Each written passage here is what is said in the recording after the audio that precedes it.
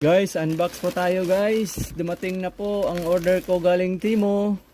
Okay. Sa mga mahilig magkanta dyan, ito po ang hinahanap nyo. Professional condenser microphone. Legit to guys. Nasa ano to siya, 6 plus. Tapos nag-sell, naging 2 plus na lang. Kulang-kulang 3,000.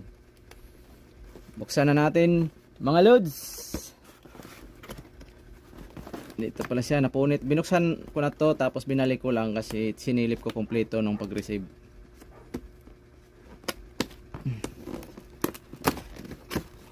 Okay, charang! Ito na po yung laman niya mga loads. Ito yung sa sagap ng hangin para hindi siya maingay pag naghinga. Condenser sa hangin. Tapos ito yung wire niya, connect sa microphone. At ito naman yung microphone niya mga loads. Tanggalin ko lang para makita nyo. Actually guys, ito yung kulay niya sa ilalim. Tapos nilagay ko lang na to para hindi na magkakabit ulit. Maganda to. Ito kulay niya oh. And gold na gold. Nilagay ko lang to para sure na hindi siya mapasukan ng alikabok.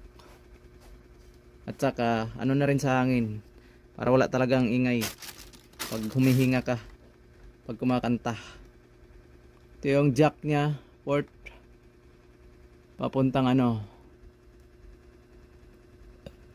cellphone, tapos doon sa sound card. O, dalawa siya mga loads kasi dalawang cellphone dapat ang gamit. Yung isa nito sa nagla-live, tapos ang isa naman ay papunta sa music, yung kung anong -1 ang gusto mong kakantahin. Ito naman ang charger sa ano niya mga loads, sa sound card. Ito naman clip, hindi ko pa ito nabuksan.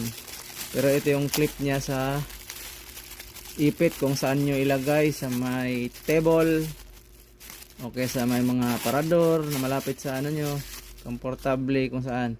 Yan po, deep heat po to siya para ipit-ipit. Bakal siya, pure, mabigat. Ito naman, buksan din natin, naka-plastic pa. Ito yung holder ng microphone. Yan, i-connect din natin to mamaya.